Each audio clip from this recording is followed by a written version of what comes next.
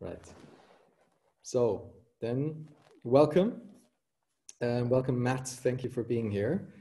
In another exploration into trying to learn how to build self-sufficient, self-reliant communities. And before we dive into that question, I would like to give you some space to introduce yourself and explain to whoever might listen who you are, how your mind and your brain are configured, so we can better read what you're sharing later. Sounds great. Stage is yours. So my name is Matt PREWITT. Most of my professional background is in practicing law as an antitrust lawyer and other areas as well. I'm also I would say a technologist and an activist. So most of my time these days is spent running Radical Exchange Foundation, which is an organization that looks at sort of redesigns of basic institutions in capitalism and democracy, and essentially tries to think about how we can make institutions more democratic and how we can make market institutions more basically fair. So I guess where I'm coming from when I approach the question of how self-sufficient communities should be organized, there's a few things you might want to know about my perspective. One is that I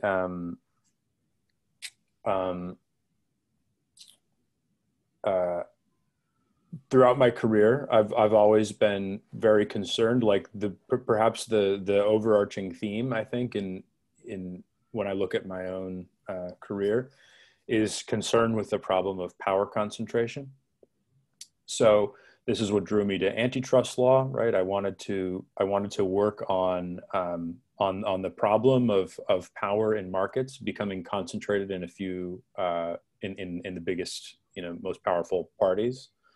It's also what leads me to work on reform of democratic institutions now, because even in democracy, power can sort of get gummed up and stuck in different places, and I think that we need to structure the institutions as well as we can to help the power kind of remain like flowing in a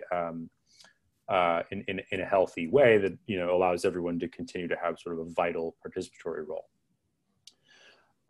And so I that's always been a big concern for me in all kinds of different contexts, and I would bring that concern into this context, right? As I look at self-sufficient communities, I mean, one of the first worries that comes to mind for me, one of the first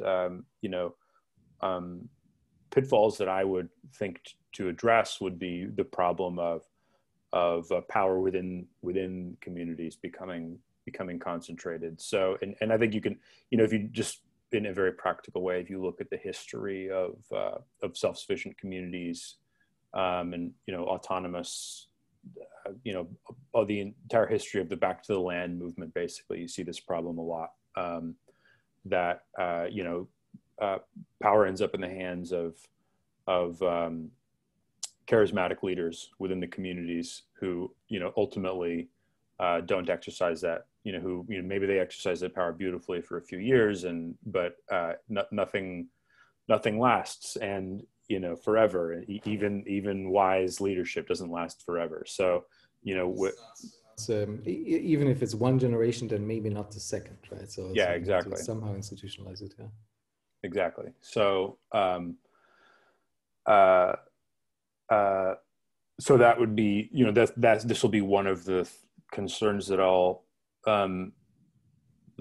this concern of sort of the concentration of power and the diversity of power and participation of power is a big one. The other sort of and I guess maybe we can get into this a a bit more once we sort of get into the conversation a bit. But another another sort of lens that I will bring to thinking about these kinds of communities is an interest in the way the communities relate to the world outside of them.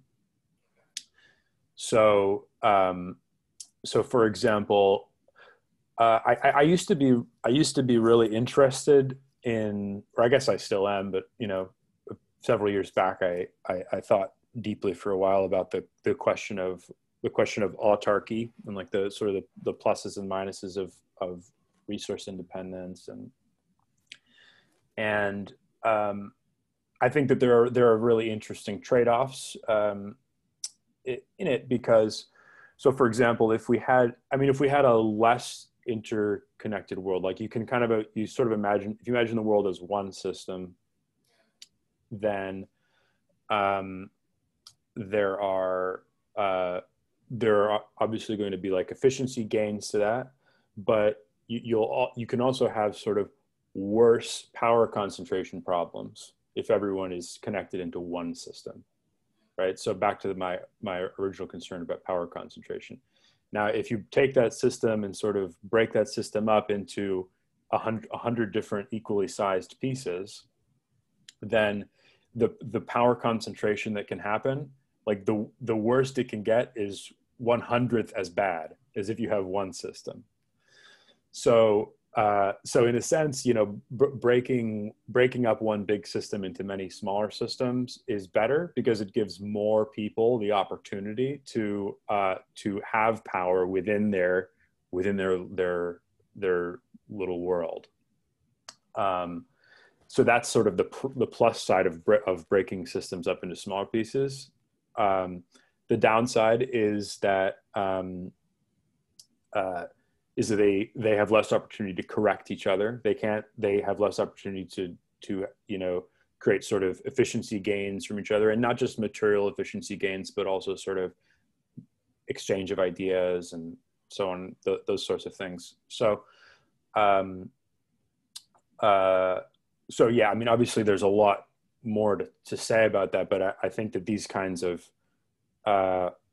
questions of what are we gaining and what are we giving up by sort of cutting ourselves off from the world around us, and in what way and for what reason and to what extent are we cutting ourselves off from the world around us? These are really important, interesting questions. I totally agree. And I would like to address them in two parts. So there can be an internal view, and then the external view, just as you phrased it, to see how is this embedded into the larger scope of the world. So the one question would be, how do we organize a community, let's say 100 to 1,000 people, somewhere cut off from civilization? There are people working on housing. There are people working on cultivating the lands. There are all sorts of roles, but there is also the need for some rules, some governing principles, etc. And I know you haven't prepared or thought about this deeply before, but just from your experience, what would you say are the some of the important components to think about, at least when coming up with a internal governance system? Yeah, well, I think that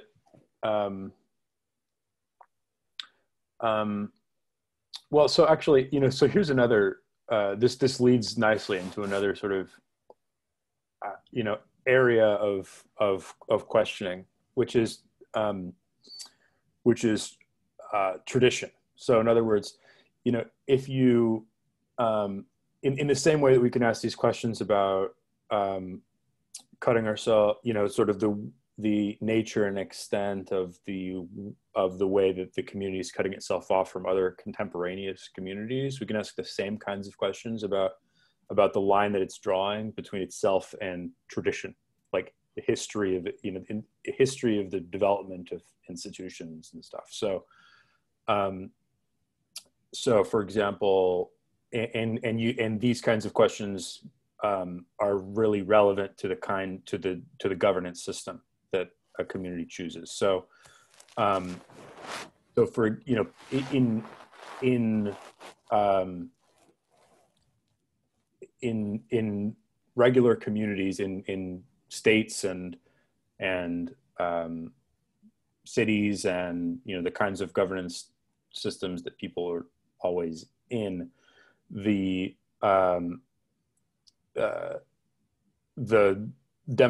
democracy's connection to its own history is like an important part of its power.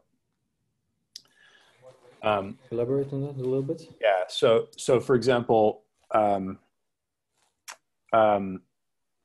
well, I mean, just so that it doesn't feel like I'm going too far away from the question, the reason I'm, you know, what I'm getting to with the question of sort of the internal governance of a community is that,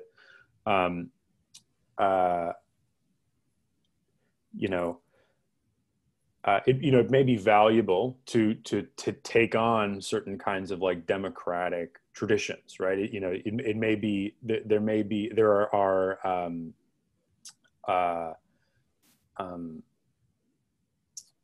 pluses and minuses to building a completely tabula rasa system. So for, you know, and the values that I would look for in the governance of any system, I mean, I have a very deep commitment to democracy, to sort of, you know, developing and trying to sort of,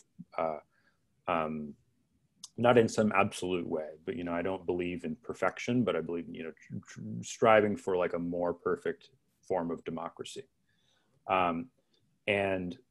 And so I think that, you know, incorporating new kinds of, you know, improvements to democratic decision making, like quadratic voting and quadratic funding and things like that, are important, and they help they help create democracies that work better. But I also believe in sort of grounding that in a commitment to democracy that actually is historically grounded and culturally grounded and so on. So, so I think that, yeah, I mean, that's how this relates. Now, if you want to get into the question of like the relationship between institutions and their history, I think that,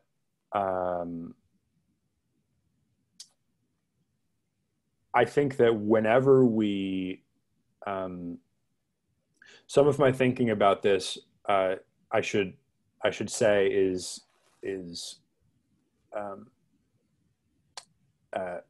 heavily inspired by the thinking of the legal philosopher Ronald Dworkin, who has a really wonderful way of talking about how the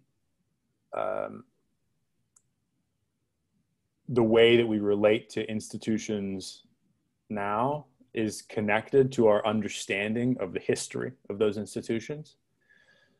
So, and he talks about this in the context of interpretation. So, for example, in Dworkin's view, when a judge is interpreting, let's say, a constitution, what the judge is doing, if the judge is doing his or her job properly, is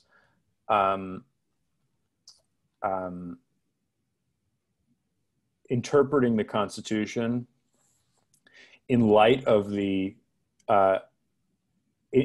facts of the case, and also in light of the history of the polity, and sort of trying to arrive at a morally attractive interpretation of the history of the polity in particular, in order to clarify the ambiguities that might be there in the sort of the text of the law. So, or in the text of the Constitution. So in other words, like if you're interpreting a constitutional rule, you can have their words can be interpreted in multiple ways, and we might arrive at an interpretation that that sort of shows the polity in a bad light. But if you're a judge, and if you're trying to sort of maintain like the health of institutions, that's not the way to interpret the law, right? Instead, you want to interpret the law in a way that shows the that takes into account, doesn't ignore the actual history of the polity, but that shows it in its most morally attractive light, right? And then that's the rule that you use to sort of carry things forward. And so that process involves this sort of constant examination, constant attention to the history of the constitutional order or of the democratic institutions, sorry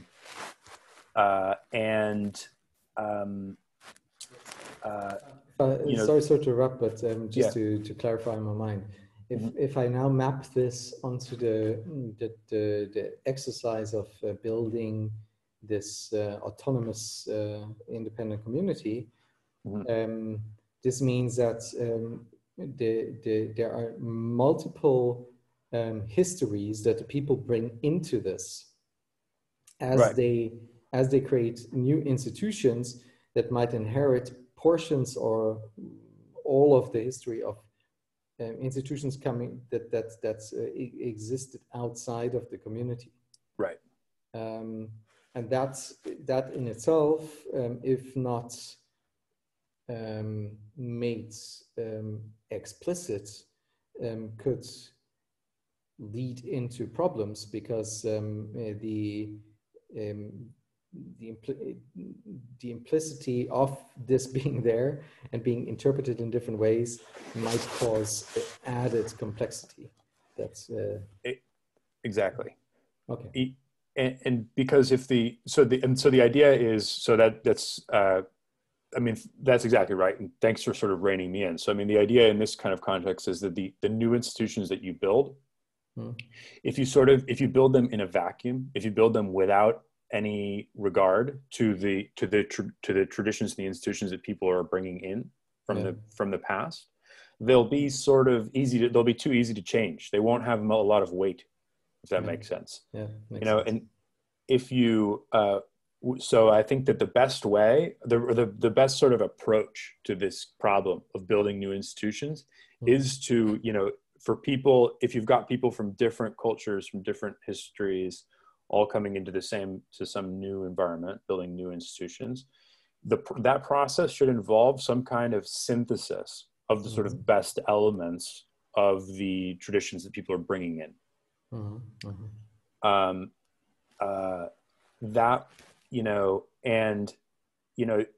That's a complex thing, but if you can sort of pull it off, then the new institutions that you build will have the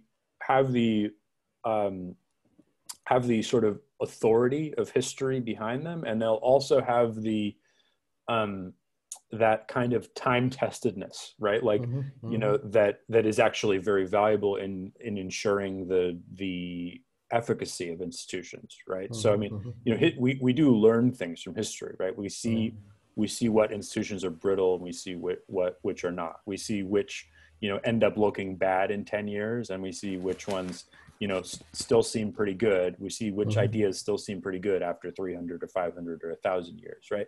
These are super valuable lessons. You don't want to throw them away. So, and if you take those kind of time-tested things, and bring them into the new community, then you're off on a good foot. And from your perspective,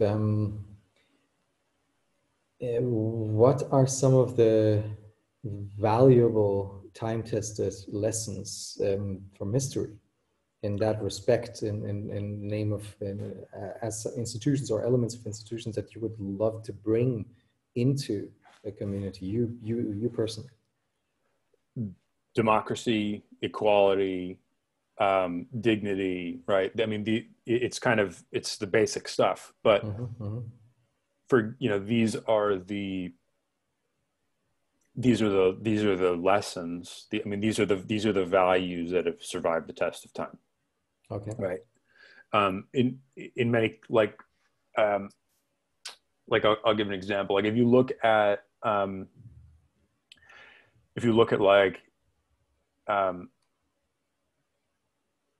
ancient Greece, or ancient Athens, something like that. The people who could vote in ancient Athens were only men and only landowners. They owned slaves. It was an unattractive society in many respects. But even 2,500 years later, the idea of distributing power, even in that limited way, still seems like a pretty good idea. It still seems like a step in the right direction, right? So that basic idea of democracy, even incomplete, still is kind of a guiding light towards better institutions. And so that's an example of sort of this sort of Dworkinian best lights interpretation of history. So when you look at, it's also possible to have a critical interpretation of ancient Athens. It was a deeply unjust society, and so on and so forth. And that's true. But if you're trying to sort of carry institutions forward, kind of maintain this link to history, then a different kind of interpretation is needed. That best lights interpretation is the way to carry those lessons into the present, carry what's valuable into the present. But you're also an innovator, so you're building quadratic voting. Radical Exchange, as far as I know, came up with the idea of quadratic voting. And this is an innovation on top of at least our understanding of democracy, where we vote on stuff. And so what kinds of concrete implementations of a local small implementation of democracy would you like to see? So how would that work? How does enforcement, for example, work in such a scenario?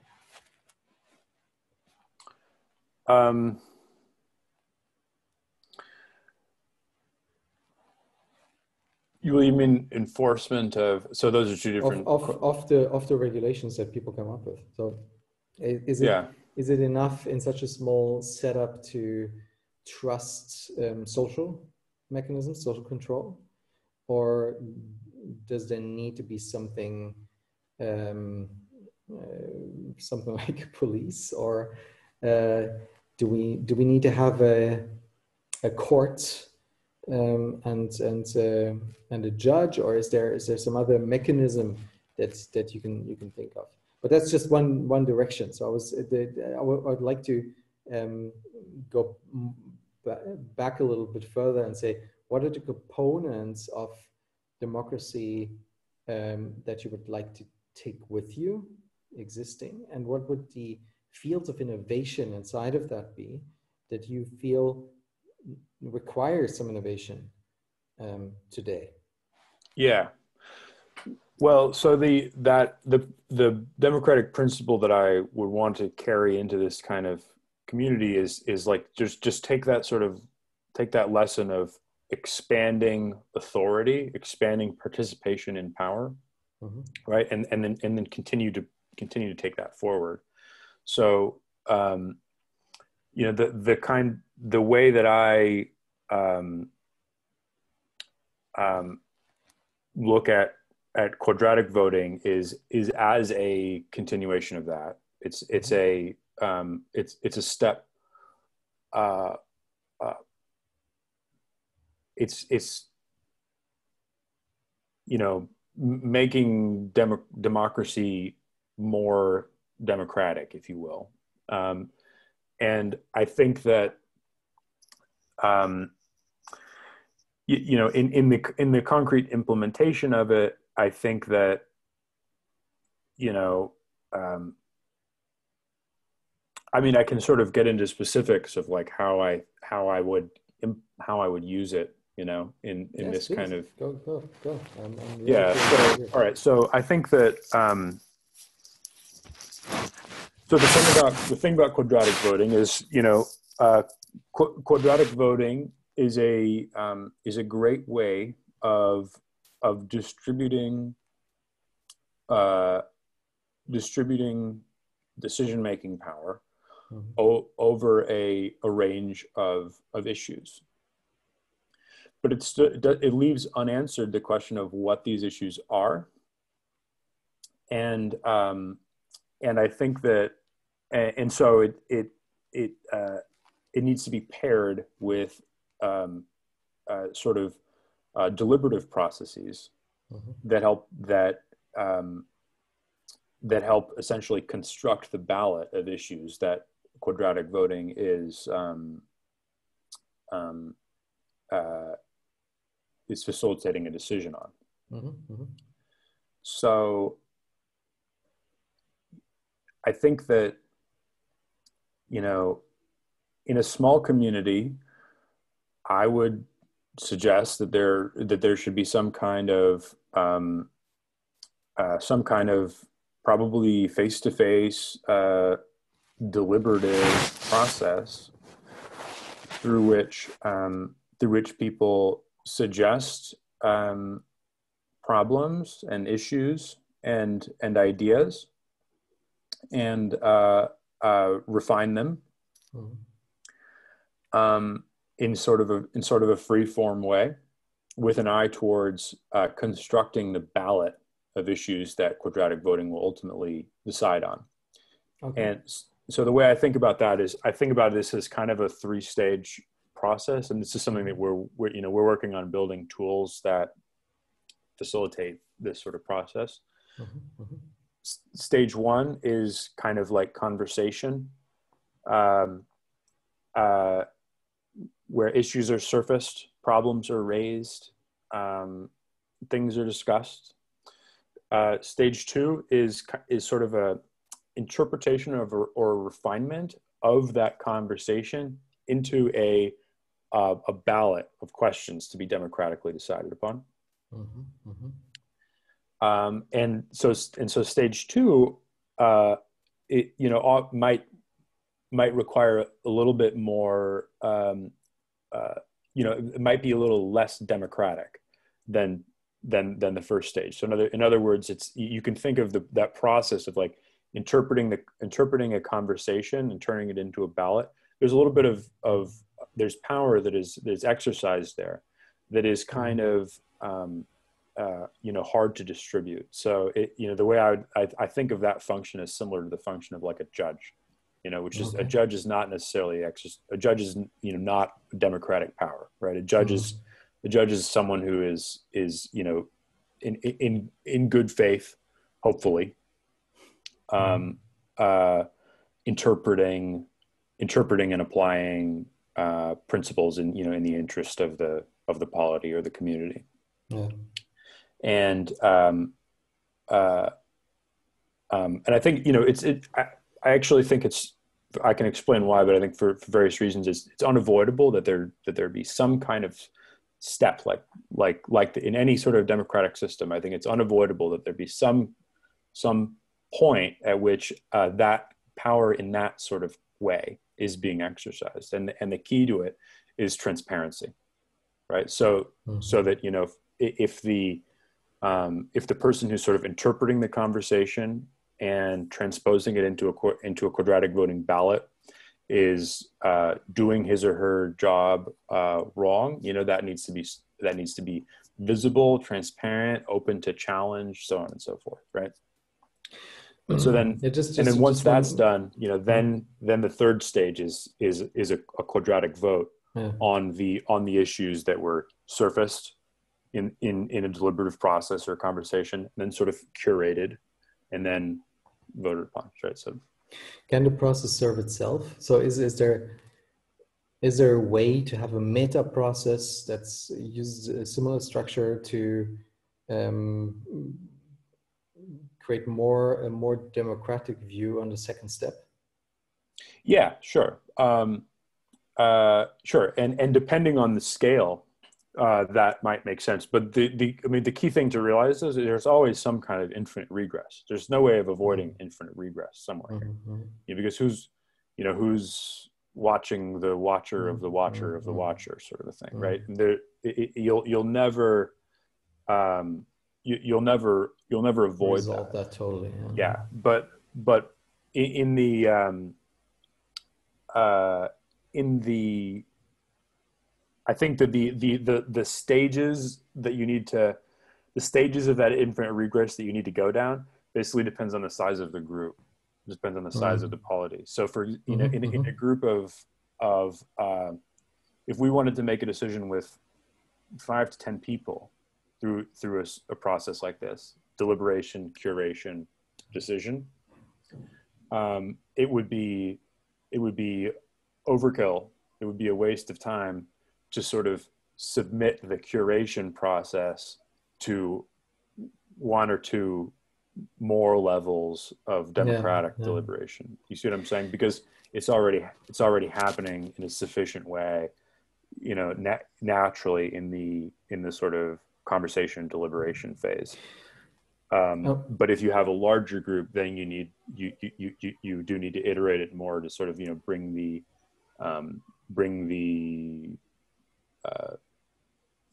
just sort of submit the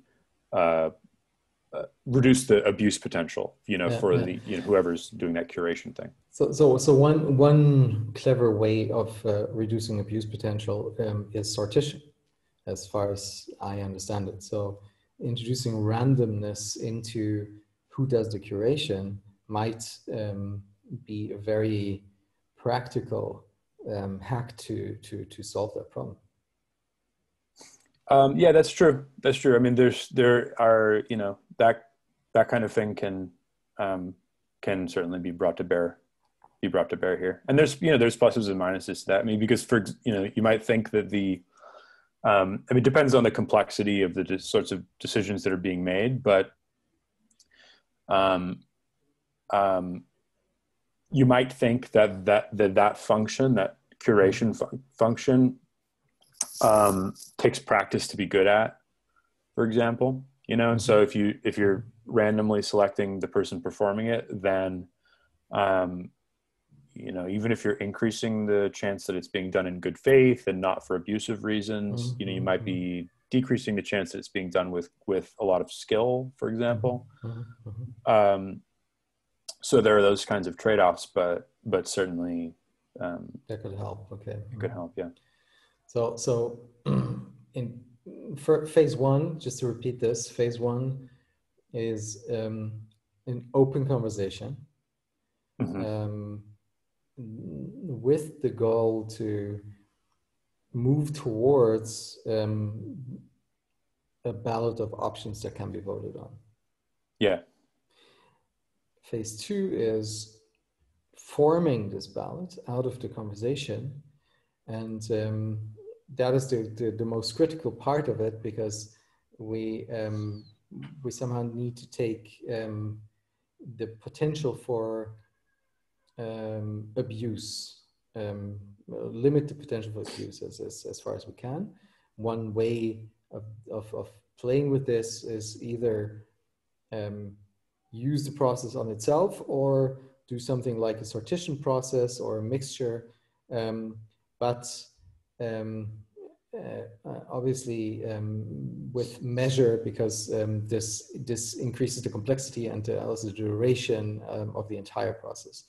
Yeah. And or I would say, sorry, just, I mean, another way of dealing with that, you know, that middle stage is in a style that more closely resembles a court, like a judicial sort of process. So in other words, they're like a challenge, you know, to the to the structure of the ballot. You know, that could, you know, is resolved by you know, a panel or this, you know, you can do things like that too. So I mean, it's just, it's important to keep these different styles in mind. So you know, you can resolve the you know, you can deal with it in a more democratic sort of a way. You can deal with it in a more executive sort of way. You can also deal with it in a more judicial sort of a way. So it's just important to keep all those menu options in mind. Okay, but that's then the most complex element in the whole process. I don't know if it's the most complex. It's just the most sensitive, right? It's where the it's where the abuse potential is. Okay. Yeah.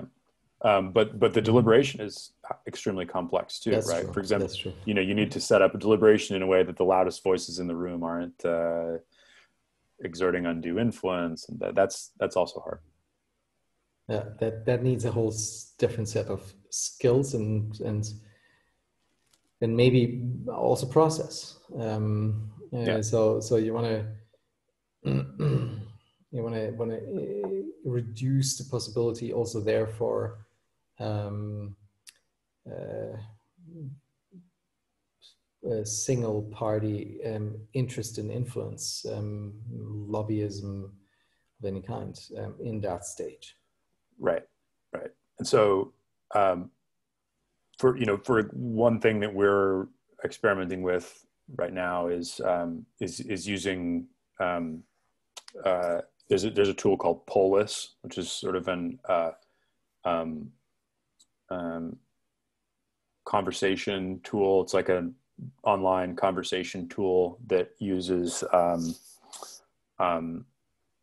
machine learning to find areas of agreement in issue spaces.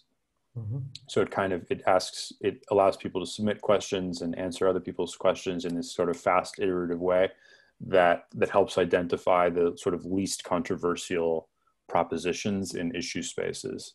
And I think that it's a useful tool for particularly deliberation on quite a large scale, right? That can provide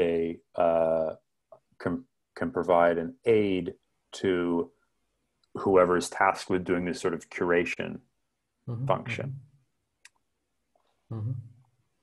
Okay, so using technology to make sense of the data, make it more transparent, which is an important element, as you mentioned,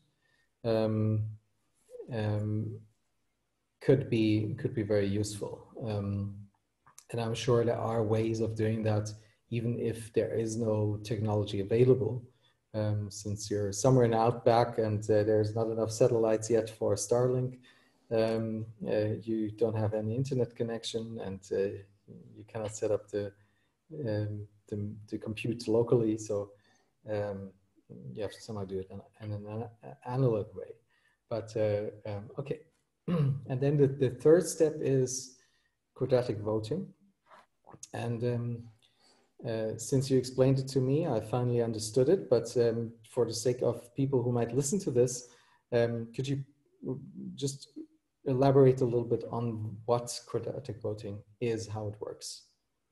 Sure. So quadratic voting is basically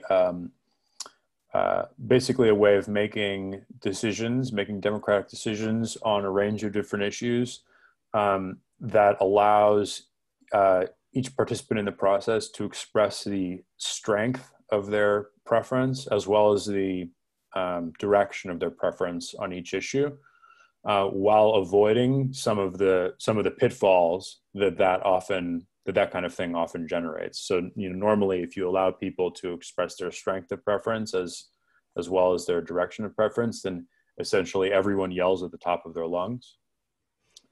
Quadratic voting incentivizes all of the voters to sort of honestly disclose the strength of their preference on each issue instead of just like strategically maximizing it. And this allows compromises to be made, you know, between different factions who feel more or less strongly on different issues. So, and the way that it works in practice is quite simple. It's just that you've got a range of issues that everybody's voting on. Everybody starts out with an equal budget of voice credits, and they can allocate their voice credits to the different issues that they're voting on in whatever way that they want. With the catch being that if they allocate their voice credits more heavily to certain issues, then they get less say overall on the sum of all of the issues. So if I allocate one voice credit to a particular issue, then I get one sort of effective vote on that issue. If I want 2 effective votes on the issue, I have to allocate 4 voice credits. If I want 3 effective votes on the issue, I have to allocate 9 voice credits, and so on. So in other words, I can express a very strong preference, very strong view on one of the several issues that we're voting on if I want to. But if I do that, I pay a heavy cost in my influence on the other issues. So it allows groups to make more nuanced internal compromises, essentially. Do you have any experience of doing that in the analog space, or is that easy to manage? I mean, this does not require heavy computing. You know, this is a pen and paper level technology. You know, you can just, you know, you've got 100 voice credits. You draw out a ballot on a piece of paper, write down how many voice credits you allocate to each issue, take the square root of that. That's how many votes you cast on the issue. It's, you know, you do not need the internet for this at all. You can do it with stones. Very good. So,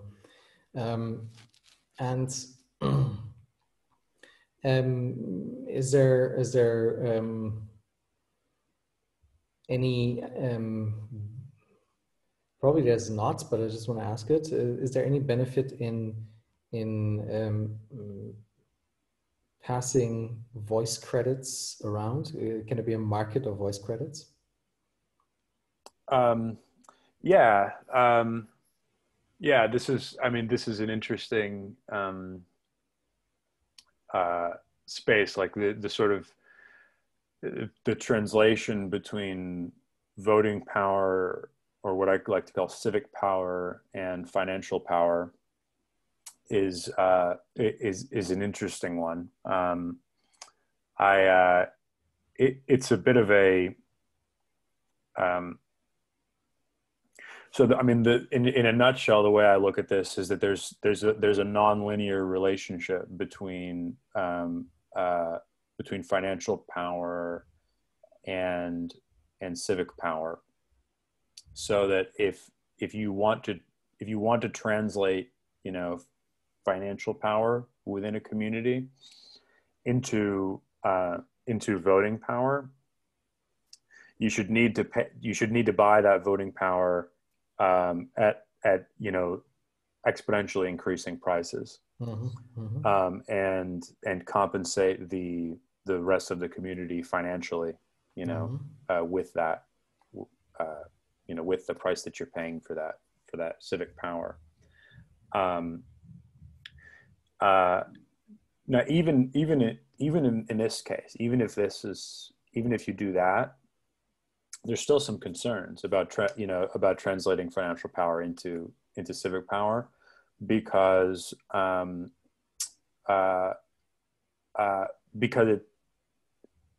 financial power, you know, it can in some cases be gained in totally illegitimate ways, basically. So even if you wanted to translate financial power into civic power through this sort of nonlinear exchange, I think that can be theoretically that can make sense, and that could be an attractive thing, but it still assumes that the financial power, for example, wasn't stolen, or wasn't gained in in a deeply illicit way. So it's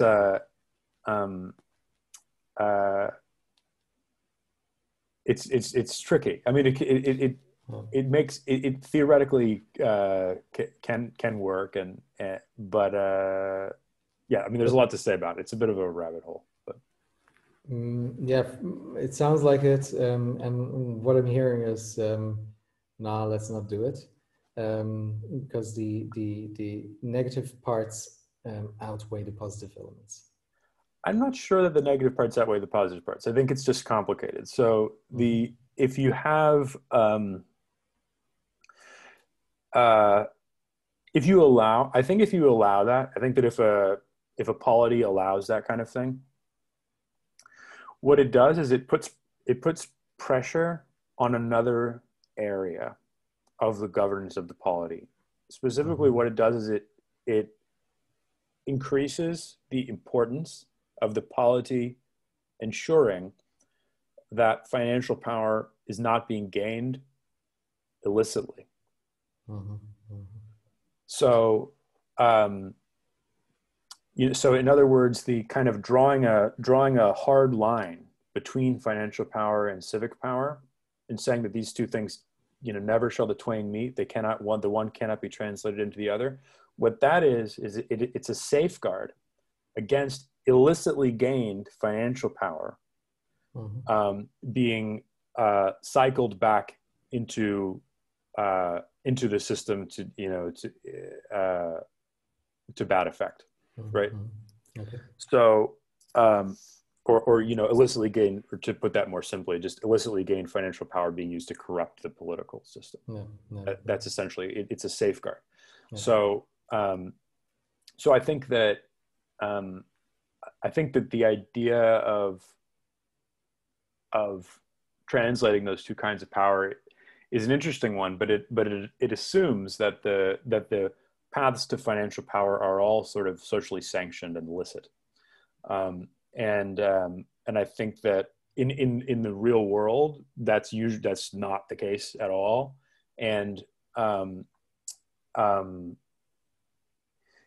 even in a more ideal sort of model world, I think that we would need to take a closer look at the sort of paths to financial power in order to ensure that that corruption isn't sort of seeping into the system. So, just to give one example of that, is like all of the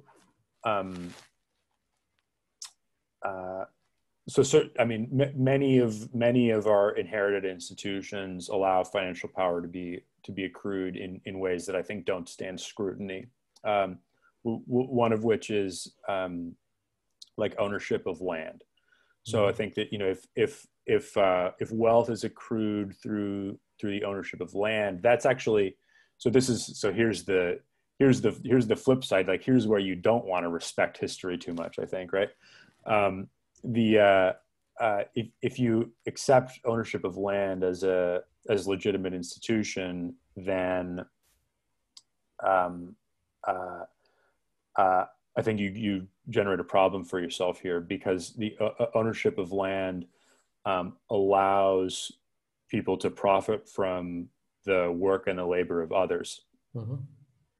And so if you've got an institution like that, financial power is gained through that institution. If that is then cycled into civic power, if that's then translated into civic power, even through a nonlinear exchange rate, you've got a bit of a problem, I think. So, so yeah. So for sake of keeping complexity low, it makes total sense of having them decoupled as a rule of thumb. And even though there might be some fringe cases where it could be helpful, it's probably better to keep fingers off, trying to create a market around the voice tokens. I think it's just something to be very careful of. So to draw the image a little bit further, so we've have this 3-step process that we can implement to make a decision inside of that community. Now we've made a decision, and the decision resulted in some new rule for the community. Mm-hmm. Now there needs to be the next elements of the institutional chain in the way we look at it right now is enforcement, and then interpretation, judging, if there's a conflict. How do you think about these elements? Well, I mean, there's like so much to say about both of those. So interpretation.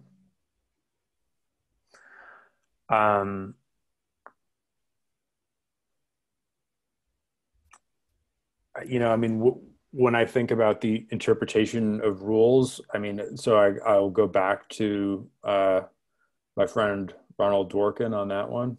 Mm-hmm. I think that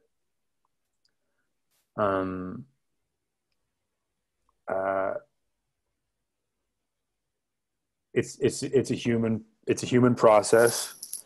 It cannot be taken out of the realm of language. I mean, if you come up with a rule and then you need to interpret it, and then you need to apply it to a set of facts, then there's an interpretive thing that has to happen there that happens in language, right? Language is the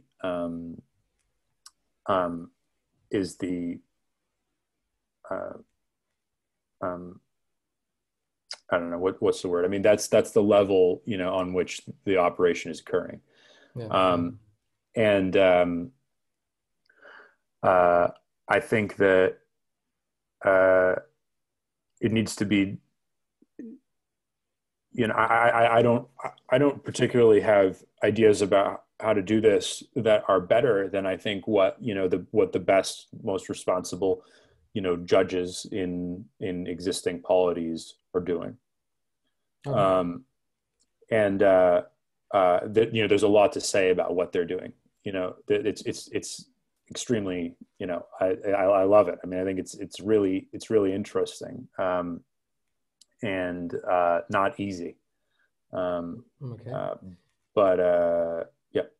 But it's important to note that you having looked into this part of how we run society deeply yourself for a long time, you say that is an element that's super complex, super hard to improve, and where we're actually quite good. Yeah. I mean, I don't think every judge is a good judge, but I think that the good judges in Germany, in the United States, in Italy, in Brazil, whatever, what those people are doing in interpreting rules and applying them to facts is something that I do not believe I can improve on, that I do not believe we have a fundamentally revolutionary way of improving. Okay. Do you know by any chance a judge that we could bring into a conversation like this to learn something about that? Yeah, sure. I mean, I'm thinking, like a currently living judge. Yes. Let me give that some thought. I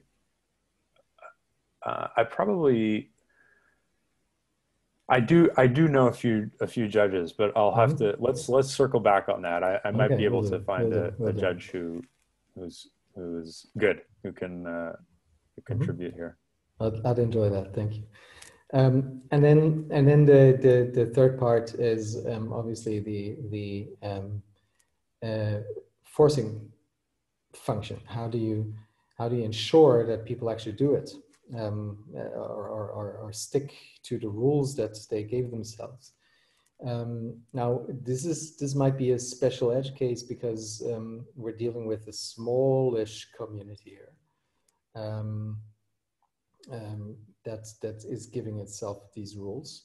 So there might be a strong element of social control being executed already. So there might even not be any need for explicit policing. I don't know what's your take on that element of the chain.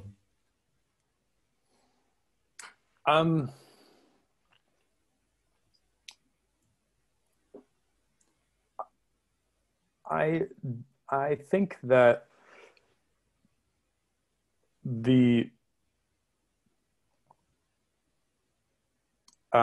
you don't need, I think that the need for something that kind of resembles policing it will tend to arise with scale.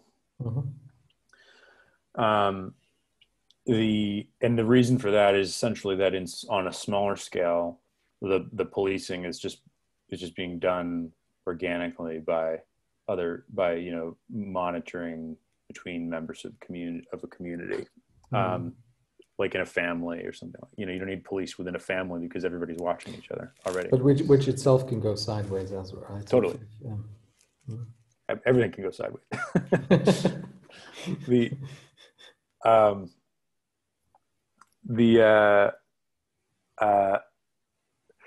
So in other words, I think that I guess like to abstract at one level from policing, right? Which is we have a picture of a guy wearing a hat and a badge when we talk about policing, but on an more abstract level, the functions they're performing are sort of monitoring and enforcement. And, those monitoring and enforcement functions are unavoidable on some level, right? They might be performed by people who aren't wearing hats and badges, or they might be performed by people who are wearing hats and badges. The need for the hats and badges arises when the relationships within the community get too complex for people to organically perform them. But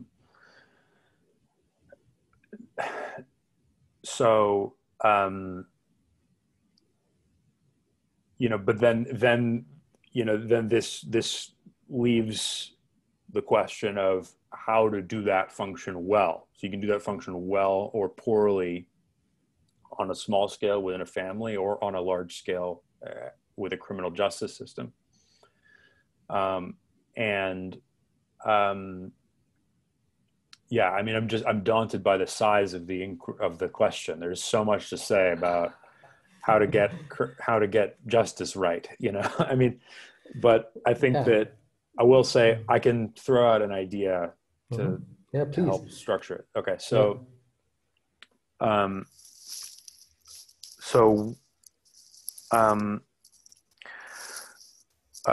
of my colleagues at Radical Exchange Foundation, Danielle Allen, wrote a really nice paper not too long ago about what she calls the principles of alienation and association in criminal justice.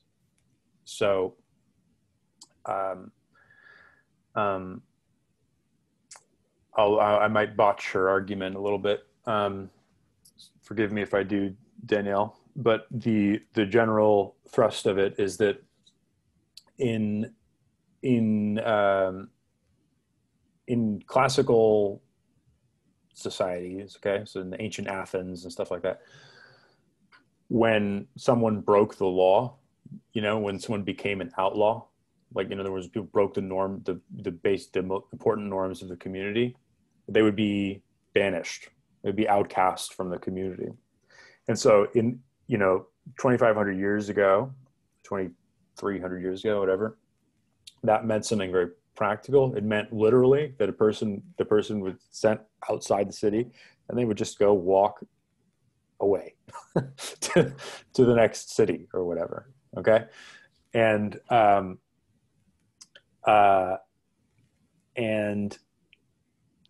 the thing to notice about that, and so you could, like, you know, you could stay in the city, stay in the society, and take some kind of like physical punishment, like imprisonment or execution or something, you know, or you could be banished. So like this was Socrates' choice, right? He chose to, he could have just left the city, you know, when he was convicted of corrupting the youth, but instead he stayed and drank his poison and died. But that choice was available to him. He could have just left. And today, you know, in the modern criminal justice systems, that is not an option. We don't give people that option to leave, go to the next city state, and start with a blank slate. We force that we keep them inside. We force them to take that physical punishment option, which actually makes the punishments that we're delivering now much more severe, much more cruel than the punishments that were administered by the criminal justice system of ancient Athens. So the principle of alienation versus principle of association. Okay, so in these ancient systems, the principle of alienation allowed this option to just go, you know, leave the community, which is a very serious thing to do, obviously, but then you could go create a new life. When you don't have that principle of alienation, when that principle of alienation is no longer an option on the table for a criminal justice system, then you're forced, you know, to develop a criminal justice system animated by a principle of association. We have not done that in modern societies. You know, I mean, United States is really one of the world's worst examples, if not the world's worst example in this respect. But I think that, you know, in a less dramatic way, other Western societies can be accused of the same ill.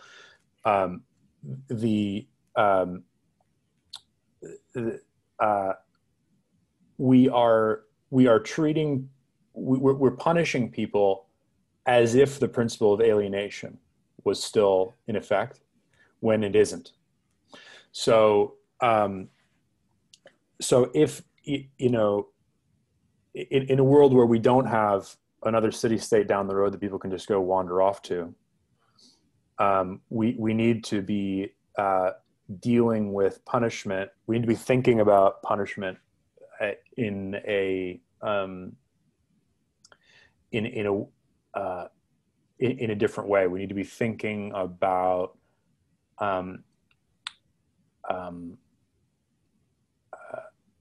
facilitating, about essentially facilitating wrongdoers' participation in the reparation of the sort of wounds that they created in the society. So I think that, you know, this leads to, there's all kinds of people who've done great thinking about, like, restorative justice, about, you know, putting wrongdoers, you know, in the same room with the victims of their crime, and letting them, you know, talk to each other and have these kinds of painful, deep, restorative sorts of interactions, with an eye towards essentially helping people understand the harm that they've caused in a deep way, so that they're less likely to cause it again, and you know, more likely to be able to continue on as a you know, productive and healthy participant in the society. So I think that's a really useful way of thinking about things on any scale, on a large scale or a small scale. And I agree. You know, if you're talking about creating a small scale society, it's actually interesting because the principle, maybe the principle of alienation becomes available again, in a Yeah, way that it yeah, was in ancient Athens and isn't in the modern United States. yeah, yeah. Um, And just as an option, I mean, right, exactly. the interesting of choosing your punishment um, is an interesting one, right? I think I haven't even started thinking it through, but that's super interesting to explore.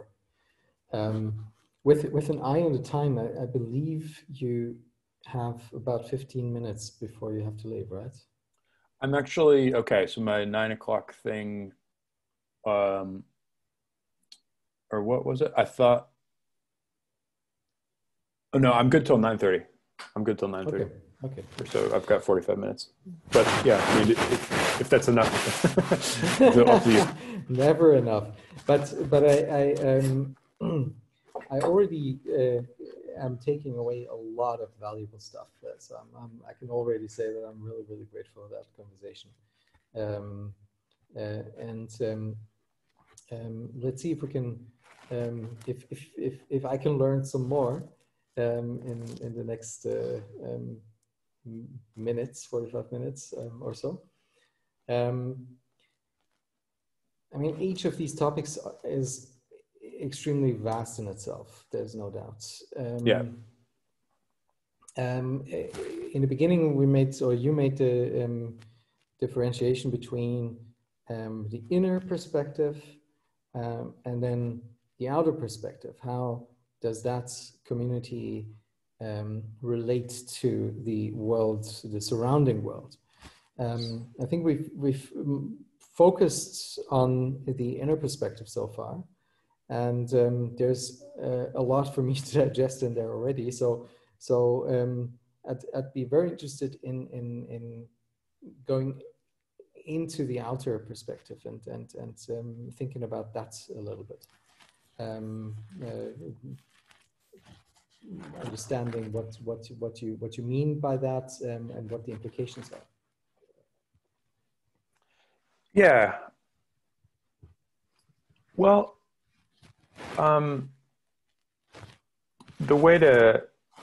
the place to begin, I guess, is that, any any sort of small society, or uh, nothing is an island, right? Whatever we establish on Earth or even on Mars will be related to the rest of Earth. And so I think it's a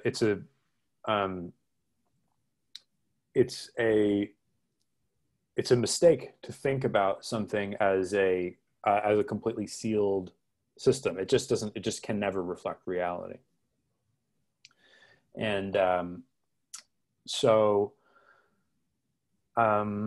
it's important to think about,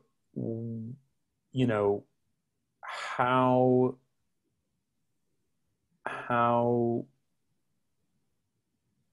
money and ideas and people and energy are flowing in and out of whatever smaller unit we tried to create. I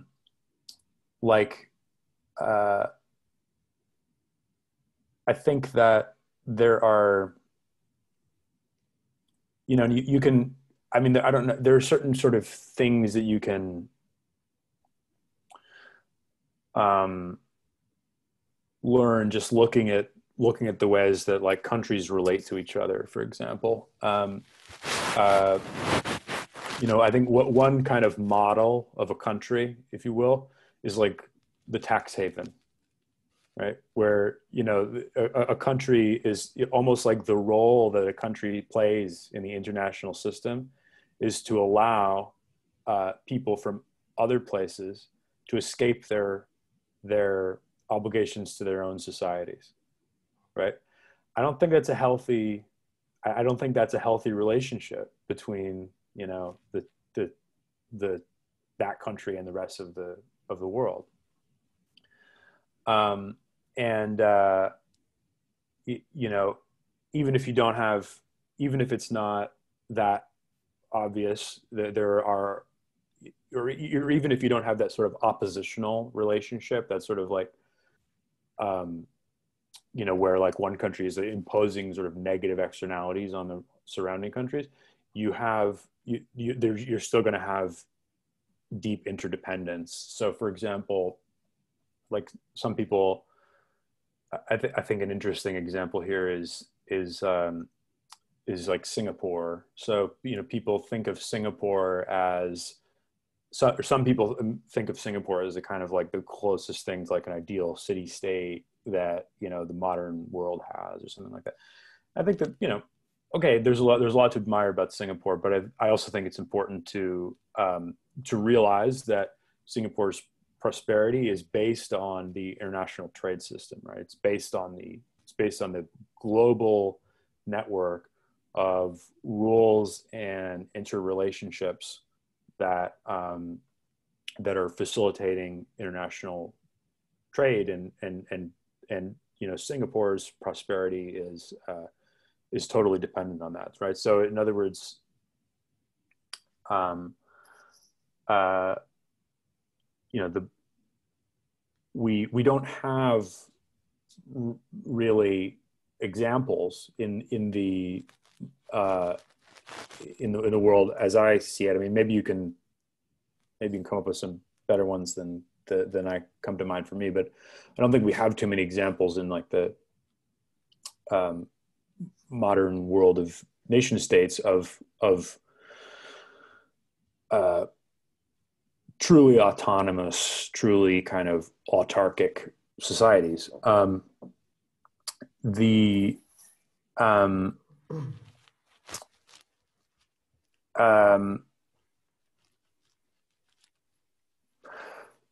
so, you know, if I were going to create a new society, you know, I think that if I think it's important and inevitable that it be conceived as something that that benefits the world around it, basically. And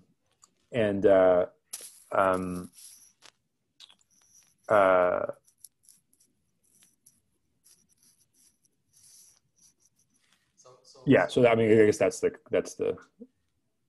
where I'm sort of going with this. In other words, you would see it as an actor, so a community of communities.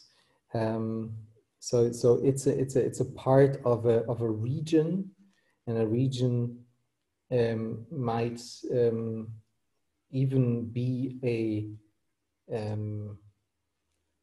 natural ecosystem, some piece of the planetary geography that is shared by a couple of communities who, let's take water, for example. If you live on the same body of water, upstream, somebody might dump waste into the stream, which then downstream interrupts, or it causes problems for other communities. So right. that's immediate link between those communities is almost inevitable, even in a otherwise totally natural environment where they don't compete over land even, but they still interact. So then there should be the understanding between those communities somehow that they work towards mutual benefit of keeping their living conditions intact, which is exactly what we're failing at the moment on the planet. Right. Yeah. Yeah, and I think that, you know, um, right. I mean, you want every society should want to be a positive externality phenomena, right? Every society should want to be something that's making the world around it better. Um, and um, that can take many forms, right? That can mean, you know, maybe it's a model for better governance that inspires the you know, the rest of the world, the shining city on the hill, if you will, right? I mean, that can be that can be a real thing. Um, you know, or maybe it's um, um, uh,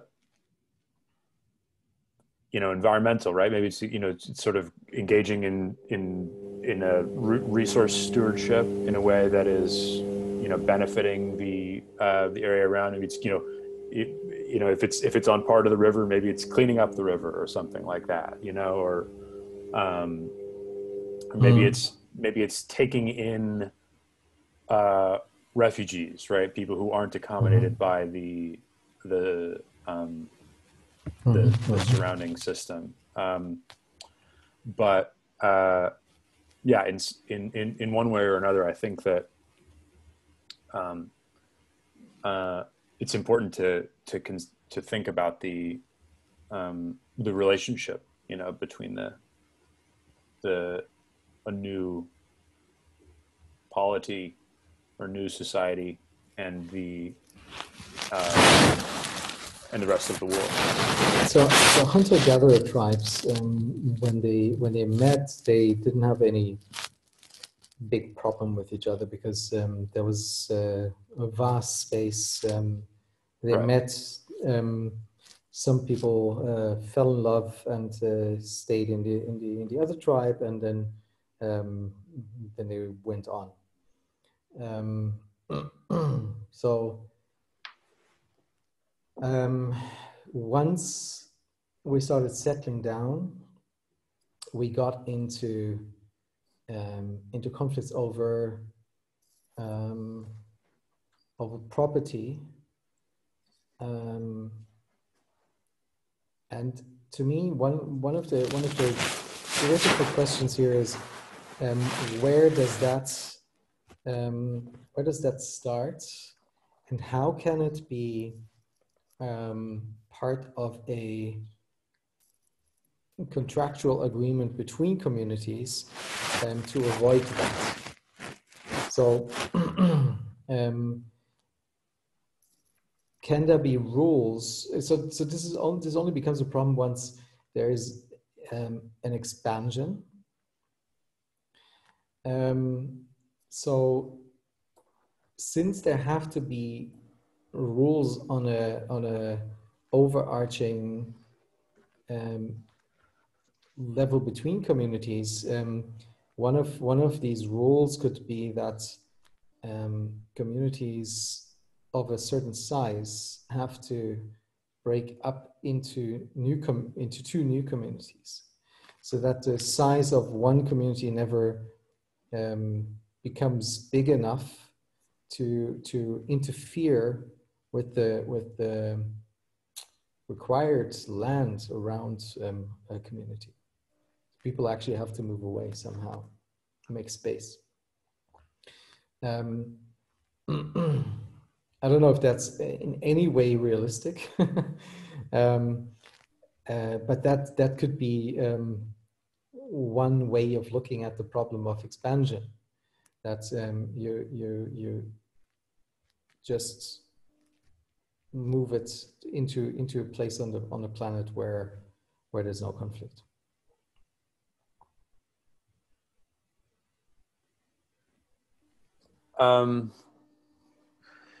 Yeah, I mean,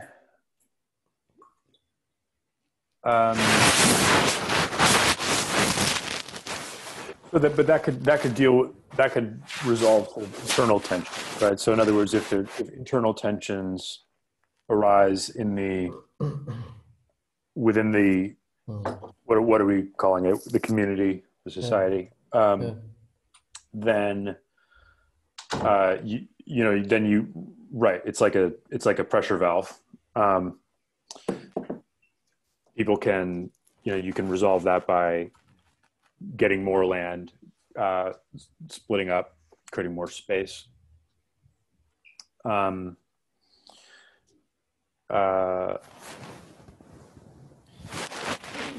I guess I'm wondering. Yeah. Sorry, go ahead. So it can solve two problems, but maybe it's totally naive to even go down that route. I'm not even sure that's a good idea.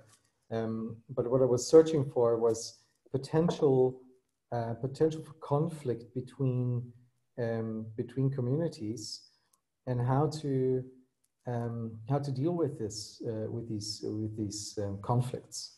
And one of them is,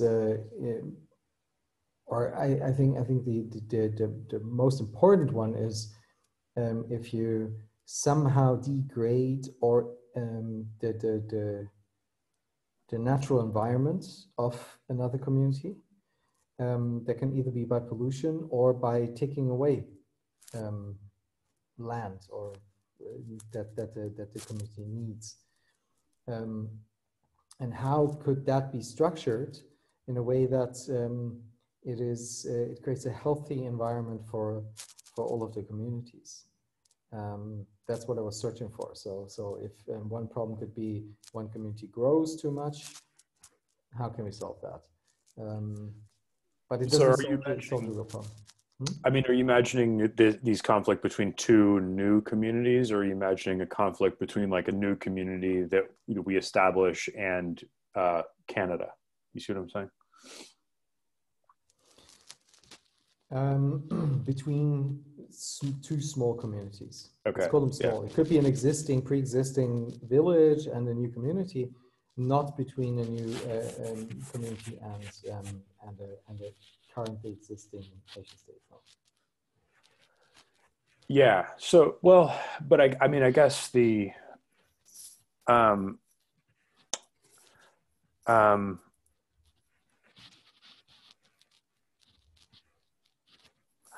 a way, I think that avoids the hard problem, right? I mean, the hard problem is about the conflict between the new communities and the pre-existing ones, or the relationship between the new communities and the pre-existing ones, right? The pre-existing ones you mean by the nation states at the moment? Yeah. All right. Okay. Yeah, that's that's an interesting issue. And yes, I tend to avoid it by imagining a Mars-like situation on whichever planet, where this idea of the nation state doesn't exist anymore, or has never existed.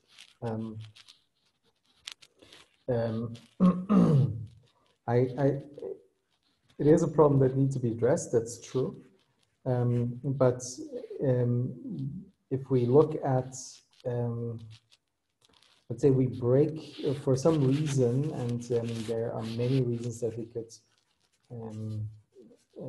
give for that, society starts breaking down into smaller entities.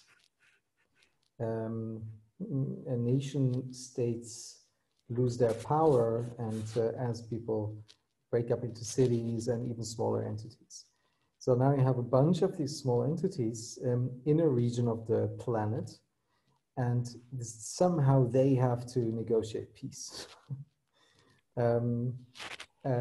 So the first question that came to my mind is what could be a reason for them to get into a conflict in the first place? Given that if they operate in a way that is self-sufficient, there is no apparent need to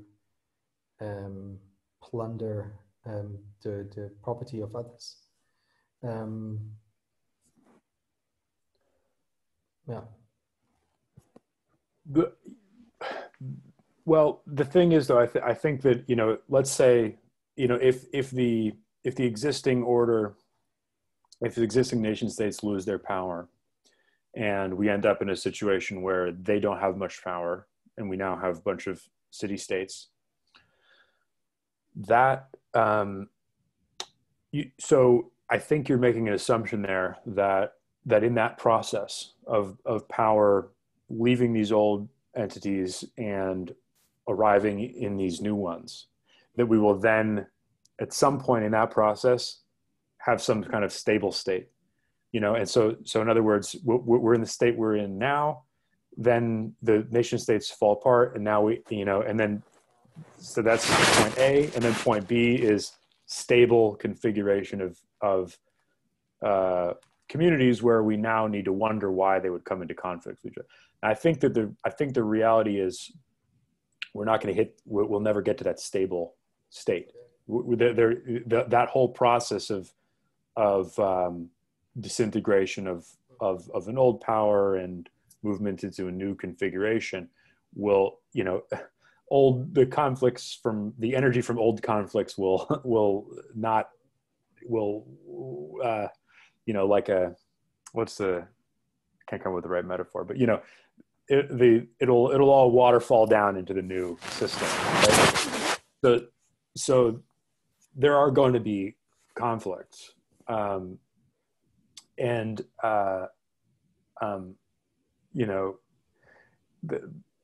I think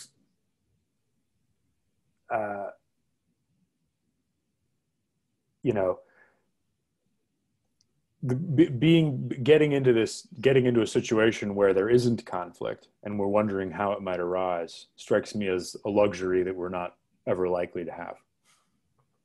Does that make sense? Okay, so but that makes the question even more important. How do those cities or communities negotiate peace? If given that there's probably, just by size or by other means, always a power imbalance between them. So how can we create an elegant system where that's also realistic, where there is no overbearing need for the community to invest resources into maintaining their balance with other communities, right? So one way of looking at this could be, okay, there's one city-state that's powerful just by sheer numbers, and a bunch of small communities. So those small communities somehow have to create a union to be able to create a power balance between the city-state and the union of small communities. That requires a lot of energy on part of the small communities, which is cannot be put to use towards the betterment of the living conditions or the thriving of those local communities, which is waste. So how can we create a system that reduces this kind of waste? Gotcha. To avoid the need for defense spending. Essentially, yes. Yes. Yeah. Well, I think that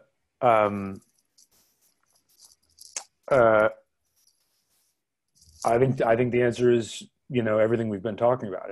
It's it's institutions and democracy and better technologies to resolve disputes and take collective decisions,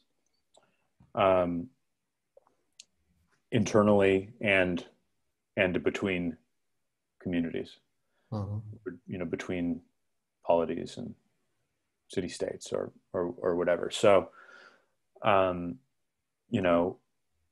insofar as the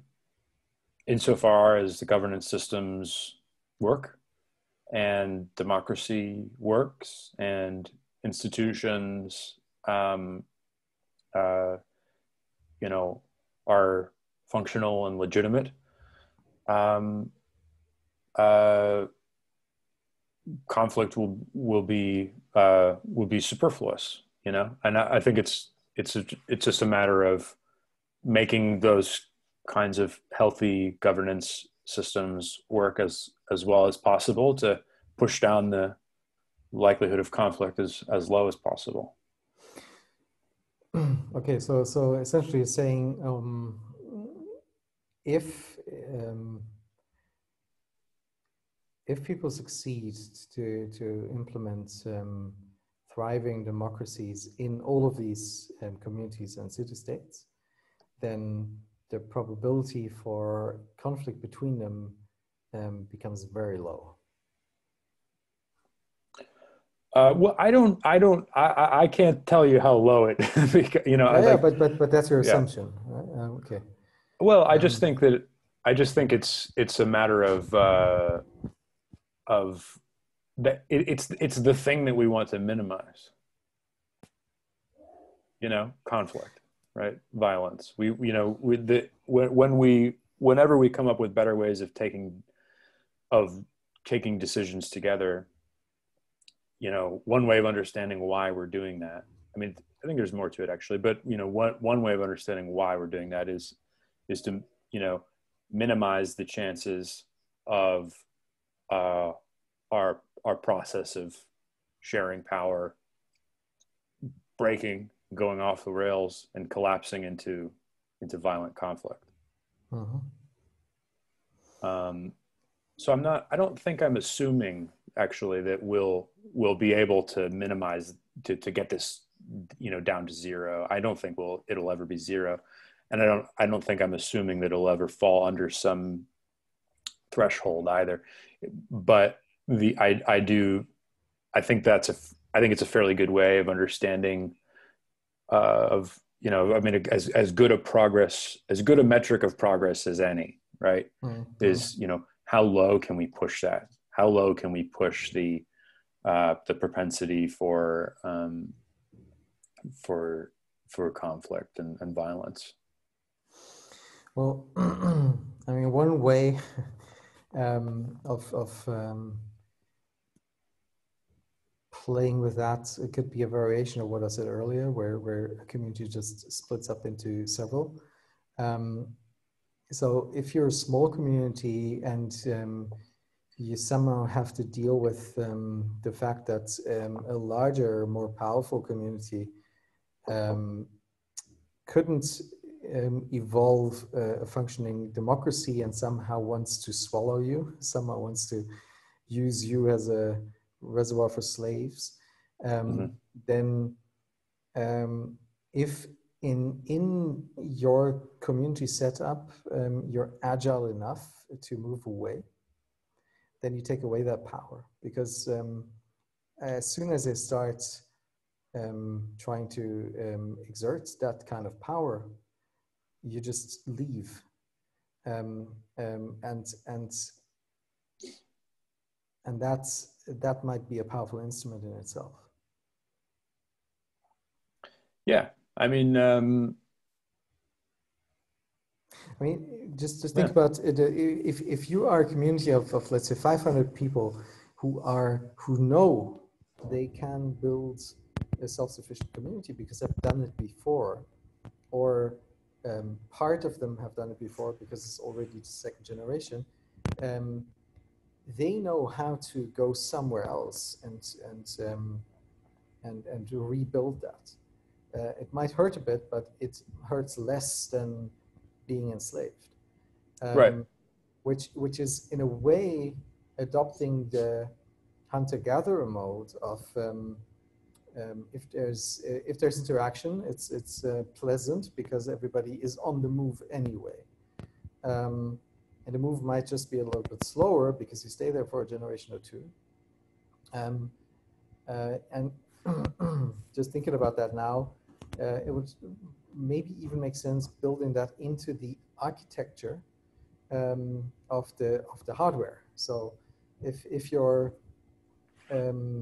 houses have to be renewed every 25 years, you can also decide to renew them somewhere else.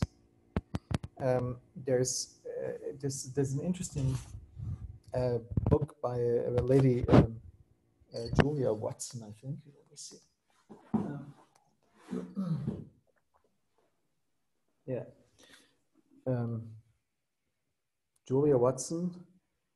Okay, cool. And what she describes, she's looked at architectural design in several indigenous communities, and there are several who build floating dwellings of some kind, and at least 2 of those designs in different parts of the world start falling apart after about 25 years. So you have to rebuild it. Mm-hmm. And being in flux also helps you be more gentle on nature, because if you have to move after 25 years, this part of the planet can regenerate. So that actually might be a very interesting thing to adopt from the hunter-gatherer mode of being into our cultures, to be on the move constantly. Yeah. I think it's. I mean, I think that's really interesting. So in other words, sort of a lighter relationship with place. Yeah. I mean, I think that that is some more powerful entity is trying to enslave you or abuse you, that is the reaction. It's the only reaction, right? Leave. Right? I mean, that's what every refugee in the world is doing, for example. Right. And so I think that if you want to sort of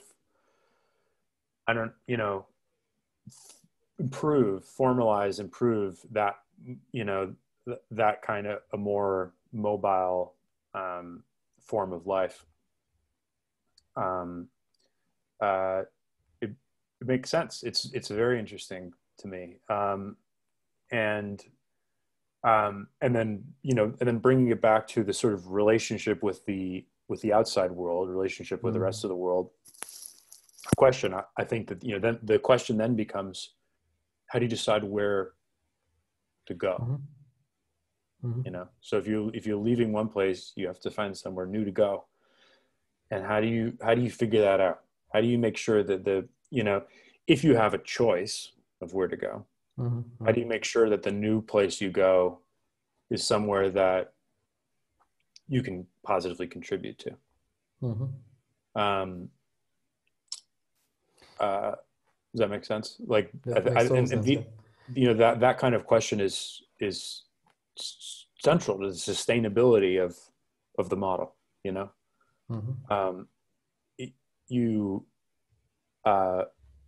can't go somewhere you're not wanted. You can't, you can't go somewhere where you're going to be a drain on resources. I mean, you can if you don't have an option, but if you have an option, then it would be a strike against the sustainability of your model to do it. So these are the sorts of these are exactly this is a great example of the kind of thing I was trying to pinpoint before. In other words, these relationships between inside and outside. Yeah, where you have to strike the balance between the power that you can exert just by being flexible and maintaining the ability to stay flexible in all dimensions, internally but also externally, like understanding where to go, where you could go, and remembering that there is the option of leaving. I think this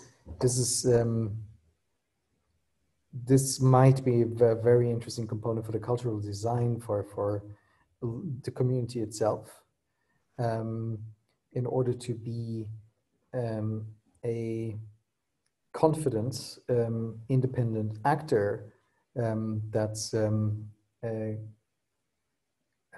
cannot be easily consumed by otherwise more powerful entities. Mm-hmm. I find it very interesting. It's very haven't had the idea before, but it's I'm beginning to like it. Yeah, it's quite interesting to me too. I like the idea of a sort of yeah, just imagining a community that isn't on a plot of land, but is liquid, you know, flowing between places, and in a constant flux in its relationships with other societies. There's even in the at least in Australia, the indigenous people, they live in different places throughout the year, depending on the cycle of nature. So this is like maybe a good balance between hunter-gatherer and settling, where you're circling in a way, Right.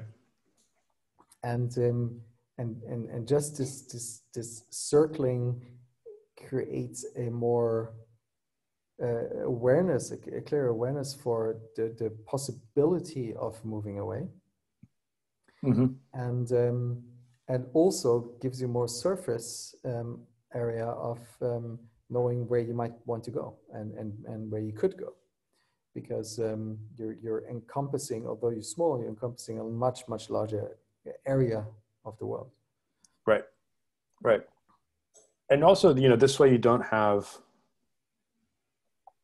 I mean, I'm always worried about this sort of there's just the practical conflict that will arise if you try to create a new nation state, you know, like the you know, I mean, all of the land is already claimed by things that call themselves nation states, right? You can, if you have enough money, you could probably buy away some land from some other nation state. But if you do that, then you are, you know, basically I just worry it would become a tax haven. You know, that's like my big worry about it. So and I think tax havens I'm not a fan of tax havens. I think that they're negative externality phenomenon. They tax the internal social cohesion of other societies. But that's the prerequisite for tax havens to exist is that there is something like a currency, like a financial capital put into some form that is transferable. Right. And I'm beginning to incorporate into my thinking more and more the idea of Ethan Rollins, who came up with 8 forms of capital about 10 years ago, trying to find a language for business to understand permaculture.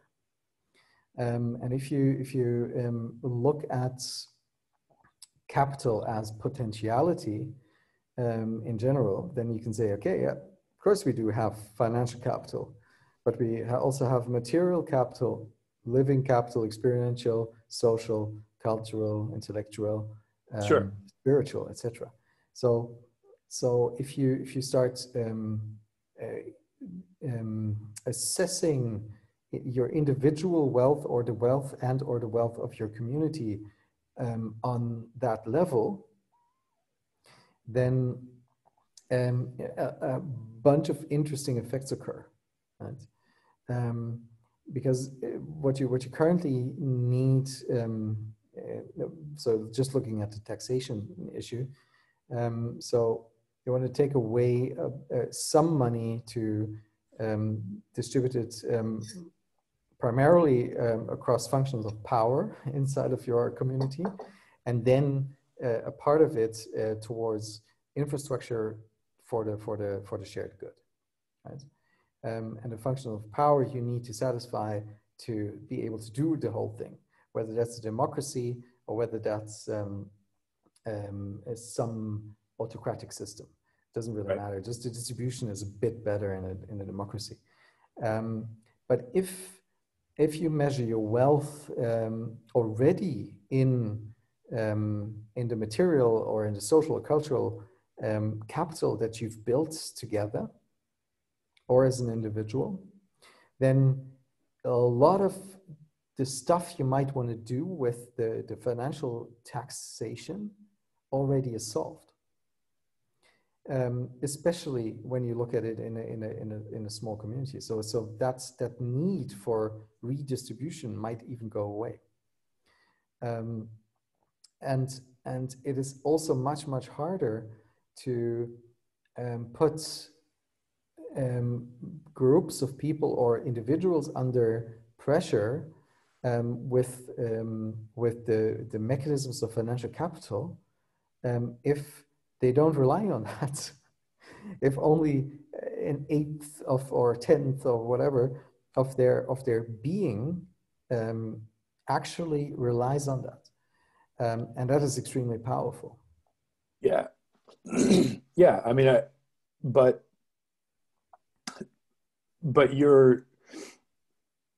I just think you're skipping over the transition from where we are now to that place. You know, so yes. Once we get there, we're there. But you know, if you if you have a plot of land now and you try to create a new nation state, then even if you have totally new values within that nation state, in an external way, that nation state will be interacting with other nation states as a nation state on the level of the nation states. All those other nation states already have this thing called financial capital that that is fungible with all these other kinds of value, right? And so if it's operating as a tax haven on the level at the, in the language of the other nation states, then, I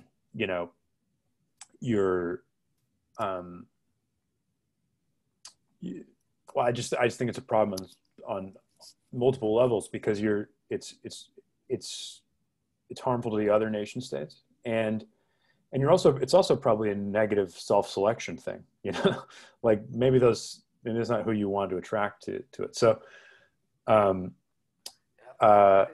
that's where I believe that if it's small enough, there might even be enough the values that underlie the whole thing and the social cohesion inside of that group might be stronger than the potential of accumulating a lot of money through being a tax haven. Because you're giving up freedom. You will definitely give up freedom if you accumulate a lot of money, because then you become subject to a lot of other pressures. Oh, that's interesting. Like, so within the new polity, the accumulation of money subjects you to more internal pressures? To external pressures. Because the other nation states won't like what you're doing, so they will begin to exert pressure on you. You're weaker to begin with, so the motivation on the inside might actually be adverse to becoming a tax haven, because that would mean giving up freedom. Well, but that doesn't seem to have dissuaded all of the existing tax havens. But that's probably because they're not functioning democracies. But I don't know about that, because they're not like under great pressure. I mean, you know, they come under some pressure from time to time. They're not on, it's not like, Mm-hmm. you know, it's like sometimes it That's actually true. is surprising to me, like, you know, how little pressure how little international pressure is put It's on tax definitely havens. worth exploring that one. Um, Well, I mean, you know, you know, I say it's a mystery. It's not really a mystery. I mean, the reason it's not a mystery is that, you know, very wealthy individuals have power within many countries. uh, And on an individual level, these people who have power within many countries are benefiting from the existence of the tax havens. yeah, yeah. So that's why you don't see larger countries putting pressure on tax havens. And if that dynamic is carried into a new polity, that same problem will persist. In other words, individuals, you know, operating in their individual self-interest will you know, work at cross purposes to the interests of the new small entity and of the rest of the entities. So the I mean, this is, so I'm not up. It's why I like the idea of not making it a territory, right? Not making it a territory that operates on the level of nation states, because as soon as you're operating on that level of nation states, the incentive to become a tax haven is huge. It's just huge. And